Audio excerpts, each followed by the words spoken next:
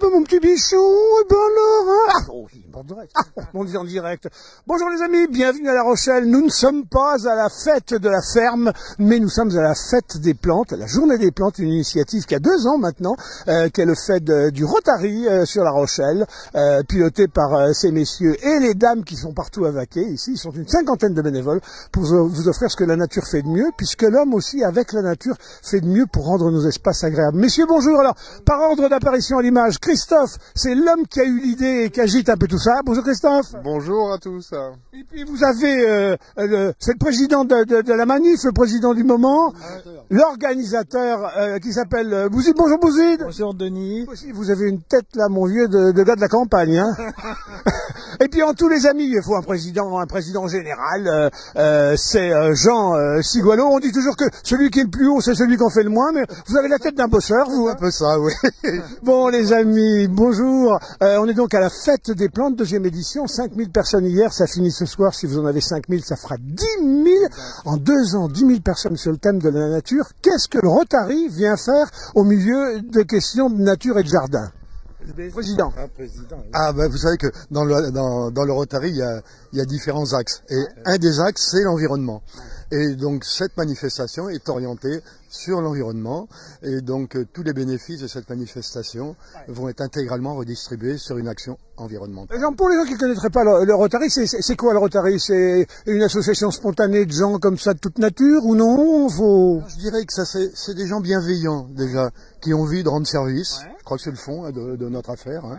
C'est la devise. Et c'est notre la devise. devise du Rotary, c'est servir d'abord. Voilà. Alors, on essaye effectivement de faire des actions dans plusieurs domaines, domaine humanitaire, domaine professionnel. On est présent au lycée hôtelier, on aide les jeunes à se présenter pour faire des entretiens professionnels, à rédiger leur CV, ça c'est notre action professionnelle. On attribue des prix à des artisans qui sont en formation au CFA, à des artisans meilleurs ouvriers de France, etc., etc. Alors les amis qui nous écoutez, si vous avez envie après ça d'être rotarien, bah soyez rotarien, ça sert à tout, pas à rien, à tout. Alors quand on pense, tiens, on va faire des plantes, une fois qu'on a dit ça, c'est bien beau, mais après il faut tout organiser. C'est qui les plantes? C'est quoi? C'est pas simplement les plantes, c'est aussi la déco du jardin? Ouais, en fait l'idée c'était d'apporter tout dans un même lieu, en fait, pour être à disposition en fait du public et d'avoir en plus le contact avec les producteurs directement pour avoir le bon conseil, la bonne plante au bon endroit, des choses un peu particulières parce que du coup c'est des gens passionnés et qui mettent leurs conseils et leurs passions à disposition des gens. Alors, vous en avez 73 qui sont venus, c'est 2 fois plus quasiment que l'année dernière, donc ça prend bien. C'est tous des gens vertueux entre guillemets parce qu'ils adorent ce qu'ils font, ils sont pas simplement dans le marketing, donc c'est vraiment un vrai marché ici authentique. Alors c'est surtout, on sélectionne en fait des producteurs parce que on veut pas de gens qui effectivement achètent à Rungis ou en Hollande en fait et revendent. Donc là la dame qui vend des graines, elle fait pousser ses plantes, elle récolte, elle fait sécher, donc c'est ça l'esprit. Alors ce qui est très sympa aussi chez vous, c'est que c'est l'humanité d'abord. Donc première chose, quand les gars arrivent, ils installent leur stand, puis le soir faut dormir. Il y en a peut-être qui dorment à l'hôtel, mais je sais que la plupart, c'est chez vous, chez l'habitant. Dans le dossier d'inscription, on le met précisément, on propose l'option d'être hébergé chez un rotarien. Et bien entendu, il est hébergé gratuitement et il est non seulement logé, mais il est aussi nourri. Hein, donc, alors, nous, on sait accueillir, on les reçoit dès le vendredi jusqu'au dimanche soir s'il le faut, ou même au lundi matin, et ils sont ravis. Alors les amis, on va essayer de faire un petit échantillonnage sur tout cet espace. Je vous rappelle qu'on est dans le parc d'Elmas, c'était sur la propriété de l'ancien bel hôtel particulier de la famille d'Elmas, à portée de fusil, j'allais dire du chenal, donc autant dire les amis que qualité du cadre et puis qualité des expositions. Donc il y a des aspects d'éco-jardin. Alors là par exemple, on est chez qui là? Cudzak. C'est Anne Cudzak. Alors, on a commencé en rigolant avec les poules, mais enfin attendez, il y a plus sérieux, il y a les mouettes, et puis alors après, Anne, bonjour. Bonjour, alors c'est création de ouf en fait, maintenant on est 2, Anne Cudzak et Nicole Porte, oui. Voilà, et donc du coup on fait tout. Vous êtes où? Vous êtes installé où? La presqu'île Fouras-Saint-Laurent. Ah bah vous êtes une fille du coin, on est du pays? Ouais, une fille du pays, et donc en fait on travaille, tout est fait à 2, et ce sont des mobiles ou pour les jardins ou pour l'intérieur. Ouais. Voilà. Super, splendide. Alors, on va voir, il y a plein de choses. Je vois, il y avait un foyer derrière nous, là. Il y a des gars qui font des cheminées pour dehors. Enfin, Hein? Brasero mexicain. Des petits braseros mexicains. Et puis alors on va voir du côté des plantes, si vous pouvez nous emmener tout de suite, il y a une plante qui fait fureur en ce moment. C'est une plante plus qu'attrape-mouche. Oui, une plante carnivore. On va se balader, on va traverser direct. C'est une plante carnivore qui est produite par un jeune gars qui vient de s'installer, qui est très sympa et qui du coup a la particularité de faire des plantes à tubes qui attirent en fait les insectes, dont ces fameux frelons asiatiques dont on se méfie. Et voilà. Et en plus esthétiquement c'est très joli. Alors voilà les amis, cette espèce de plante miracle là. Et d'ailleurs, si regardez voir, vous allez voir, le ton est donné tout de suite dès qu'on arrive sur le stand. Hein. Antoine va vous filmer un petit peu l'annonce. Bonjour, c'est comment votre prénom? Enzo. Enzo, bonjour. Bon, dites donc, alors tout le monde ne parle que de vous en disant il y a un type, il a des plantes miraculeuses. Alors c'est quoi le miracle? Alors elles sont pas forcément miraculeuses, c'est juste qu'elles sortent de l'ordinaire. C'est des plantes qui sont très fascinantes, mystérieuses, qu'on a peu l'habitude de voir dans nos jardins, alors que pourtant c'est bien des plantes qui sont très rustiques. Les sarracénias que vous avez devant vous, toutes celles qui font les grandes urnes comme ça c'est des plantes qui résistent à du -18 environ. Donc autant vous dire qu'on peut très bien les cultiver par chez nous, tant qu'on les garde les pieds dans l'eau et la tête au soleil, et ben c'est des plantes qui se porteront très bien. Alors dites donc, elle a une particularité, elle aime bien le frelon asiatique, elle en est archi friande, comme les gamins du McBurger. Alors archi friande, je sais pas, mais en tout cas ça peut arriver effectivement qu'un frelon asiatique virevolte pas très loin du sarracénia, puisqu'en fait elle fait du nectar, la plante. Donc ça attire le frelon asiatique et effectivement celui-ci, la plupart du temps va le prélever et va tomber à l'intérieur de l'urne. Et vous êtes installé où vous? Alors moi je suis à la Planche dans le 44 en Loire-Atlantique, donc vraiment au un stimi pour nous, vous êtes un gars du Nord. Et pour vous effectivement je suis un gars du Nord, mais je suis qu'à 1h30 de route de La Rochelle du coup. Est-ce que, merci à vous, hein, les amis, vous avez vu repérer ces plantes, hein. Peut-être que demain c'est l'avenir dans vos jardins. Ce qui est important, c'est que Enzo a un site sur YouTube où il a énormément de diffusion de conseils très précieux pour ceux qui ne connaissent pas les plantes comestibles, les carnivores. Alors, par les temps qui courent, les amis, réchauffement climatique, l'eau s'évapore beaucoup, il n'y a plus d'eau, donc on est un peu en manque. La tendance maintenant, c'est de commencer à planter des plantes qui n'ont pas trop besoin d'eau. Il y a un gars ici, spécialiste des plantes australes, Christophe. Ah, les plantes australes qui sont en bas. Oui. Mais sinon, j'allais allez un autre. J'allais te montrer, pareil, un couple de jeunes qui est un peu sympa. Eux, ils ont la particularité de faire des poteries qui s'enterrent. Ça s'appelle des zoyas. Du coup, c'est un système de rétention d'eau et qui diffuse l'eau progressivement et qui est extrêmement astucieux. Et c'est un truc qui est originaire du sud, je crois, au départ. Qui commence à être de plus en plus d'actualité dans nos régions. Bonjour, ça s'appelle Terre d'Oya, c'est jarre pour l'arrosage des plantes, des jarres pour l'arrosage des plantes. On connaissait l'arrosoir par-dessus, mais alors là, comment ça se passe? Bonjour. Bonjour.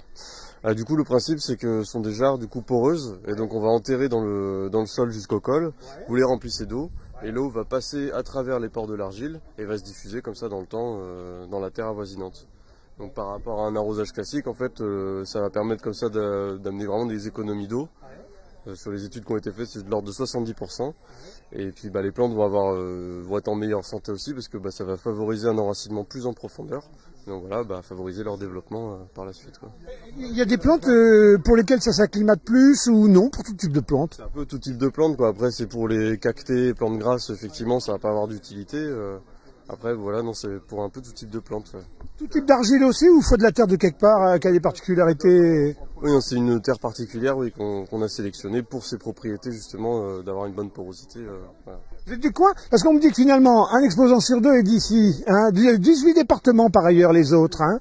On est du Lot, nous. Ah le Lot, oh non, c'est un département sympa. Écoutez, puis on mange bien, l'assiette est bonne, hein, la table est bonne aussi. Hein. Non, voilà, des gens de qualité avec des produits de qualité. Les amis, c'est pas le tout. Qu'est-ce qu'il veut nous montrer? Alors Bouzid, ah voilà, mode d'emploi, vous semi-enterrez, vous mettez l'eau là et elle diffuse, j'ai bien dit, je pourrais être vendeur chez vous. Hein. Dites-moi, c'est pas tous les amis, mais le Rotary, ça redistribue de l'argent pour des œuvres. Et comment on fait de l'argent ici, dans la mesure où l'entrée est gratuite, et puis cet argent que vous récupérez, c'est pour en faire quoi? Alors nous avons donc de l'argent qui rentre par le biais des exposants, puisque on a une cotisation, une contribution des exposants qui est minime, mais comme on a 74 exposants, 73 au final, on arrive à récolter un certain bénéfice. Ouais. Et ce bénéfice est réutilisé sur l'édition 2022, pardon.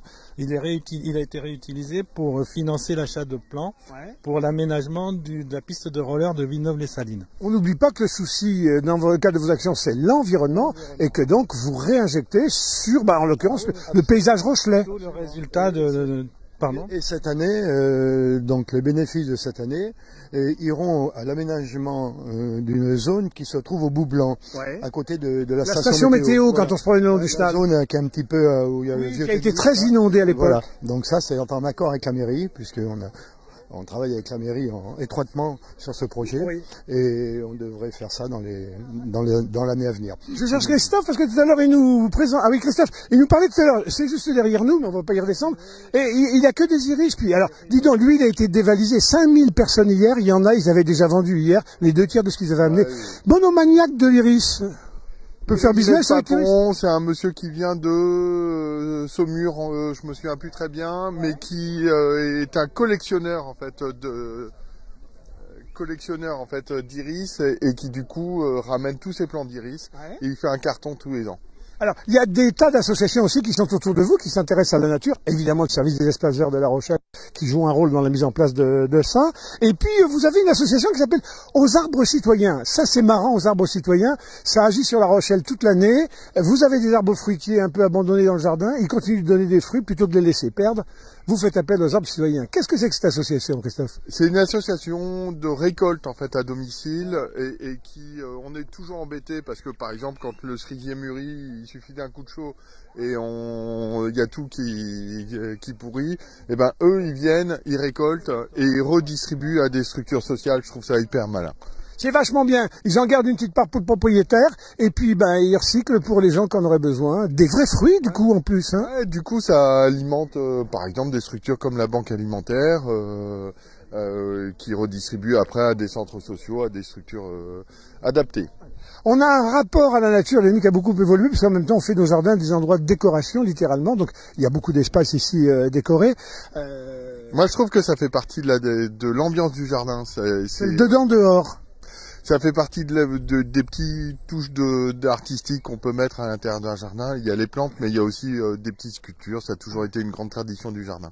Quand on voit un petit peu vos âges, les amis, là, où sont les jeunes, j'allais presque dire, parce que ce qui est très important, c'est qu'une manifestation comme ça, elle dure dans le temps. Est-ce qu'après vous, il y aura des gens pour prendre leur lait? La réponse, cher ami, mais bien entendu. C'est pourquoi je vous pose la question. Le Rotary, ce sont les vieux, c'est ça que tu voulais insinuer? Je voulais vous donner l'occasion de dire, il y a les jeunes qui poussent derrière. Alors, on a 3 niveaux en fonction des âges. On a les plus jeunes qui sont les interaxiens et qui sont en train de s'occuper des enfants sur notre stand. Les parents peuvent dépenser à paye, parfait. Et ces jeunes qui sont au lycée Fénelon, et ils ont 17 ans, 16 à 18 ans en gros. À part à 18 ans, ils quittent le lycée, donc ils ne sont plus... Ça, c'est les premiers, il y en avait 3. Oui, après, il y a les rotaraxiens. Oui. Hein, interaxiens, rotaraxiens et nous, rotariens. C'est une planète chez vous. Oh, comme ça, il y en a pour tous les âges.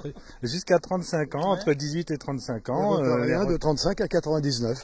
Hein, voilà. Alors, quand on a 100 ans, c'est foutu. On est à la réforme ou au contraire, on est président d'honneur? Membre d'honneur. Membre d'honneur. Membre d'honneur, tout à fait. Voilà, les amis, en tout cas, c'est un beau rendez-vous. C'est jusqu'à ce soir. Voilà, on va finir sur les plantes australes. Elles sont là, voilà. Et donc, alors voilà, les amis, j'allais dire, c'est les plantes de l'avenir avec le problème du réchauffement climatique. Les plantes de l'avenir, c'est celles qui vont pas tirer trop d'eau. On reste copains avec les plantes. Ça fait partie des plantes australes. Il a une belle collection, il produit, c'est particulier et sympa. C'est pas des choses qu'on trouve ailleurs. Bonjour, pardonnez-moi de vous déranger. 2 secondes, on est en direct. Est-ce qu'il y a des plantes du monde entier ici? Ah non, il y en a que d'Australie ici. Que d'Australie. Par contre, de tous les États. Alors, dites donc, parce que chaque État produit de la graine différente? C'est que, disons que, il y a les États de l'Est et de l'Ouest, c'est pas les mêmes plantes. Il y a un désert entre les deux. C'est un peu comme dans la vie sociale, en politique. À gauche et à droite. L'Est et puis l'autre côté du mur. Ceux de gauche sont plus difficiles à faire pousser. Oui. Plus rebelles. Ouais, on peut dire ça, ouais. Et à droite, ça va bien, ça pousse bien. Écoutez, bon, merci. Vous arrivez d'où? Alors, si on veut vous retrouver, on vous retrouve où? Oh, les amis. On est un gars du pays. Bon, écoutez, vous avez vu ici, il y a alors, quoi, le château? L'aménagement de la ville. Ah, écoutez, allez, merci monsieur. Au revoir. Aménagement des espaces verts, c'est les espaces verts de La Rochelle qui contribuent à ce beau miracle. Et à chaque fois, ils se gardent une petite part pour montrer aussi leur talent de metteur en scène de la nature. Donc voilà, les amis, c'est réalisé ici par le très compétent service des espaces verts de la ville de La Rochelle. Regardez. Et puis derrière, le château d'Elmas. Voilà, aujourd'hui centre culturel de la ville de La Rochelle. Le trône accueille les postulants au roi de la fête des plantes. Ah, il y a un roi de la fête des plantes. On ne sait pas, peut-être qu'un jour on va le créer, ce poste. Mais on a le trône déjà. Oui, je vois de vos deux copains qui rigolent. Il y en a presque un qui a susurré. Et pourquoi pas la reine des plantes. La reine des plantes, ce serait mieux. Il y a déjà la reine des neiges. On va créer la reine des plantes. Voilà les amis, vous avez compris, ici c'est une ambiance très sympa de copains dans un beau respect de la nature pour la bonifier, l'embellir, la sublimer. En conclusion, on peut dire que notre fête des plantes, c'est une ode à la nature. Bon, bah écoutez, tout est dit, moi j'ai plus rien à rajouter, si ce n'est de vous souhaiter de passer un excellent dimanche. Venez nombreux, objectif 10 000, il sera atteint vraisemblablement. C'est à La Rochelle, nulle part ailleurs. Puis la semaine prochaine, on se retrouve pour du rugby, hein. Coupe d'Europe, on est en finale. Hein. On est en finale. Vous allez soutenir, vous les garçons? Bien sûr. Oui, naturellement. On sera là le 20. Il y a des banderoles, il y a des pavillons, il y a tout ce qu'il faut. Eh ben voilà, il y a tout ce qu'il faut. Et ils en ont mis plein la fête des plantes du Stade Rochelle. À bientôt les amis, c'est un vrai bonheur, toujours ensemble comme ça pour des beaux moments dans des beaux espaces. Merci Antoine, la gymnastique du cadreur, de faire en sorte que tout soit illustré par un maximum d'images en un minimum de temps. À bientôt les amis.